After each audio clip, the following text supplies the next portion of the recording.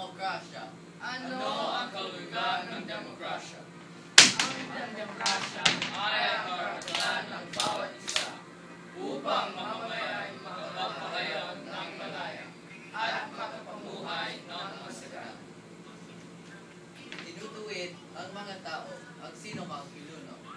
Binabantayan ang buhay ng kanyang liderato nang walang nanunagulang maabuso patungo sa landas ng pagbabago.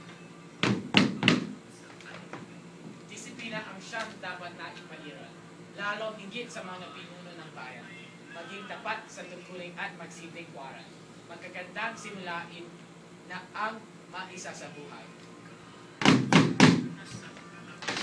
Kung babalikan ang saysay ng Pilipinas, 27 taon ang nakalipas. 20 taong diktatorya ng pamamalakan, matahimik na revolution EDSA ang katapat. Nanumbalik ang demokrasya sa bansa. Masasabi bang mga Pinoy ang malaya? Mga Pinuno ay isipin ang kapakanan ng kapwa. Huwag unahin sariling interes nila. Pagkakapantay-pantay at pagkakaunawaan. Sa ating kasalukuyang panahon, ito ay kailangan. Magkapag-isip tayo na siyang diyon ng bayan niya upang matamasa ang kapayapaan at kasaganaan.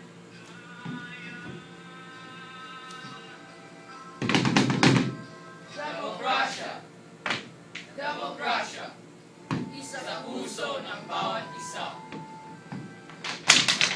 Magtulungan, magmalasakit, at magparayan.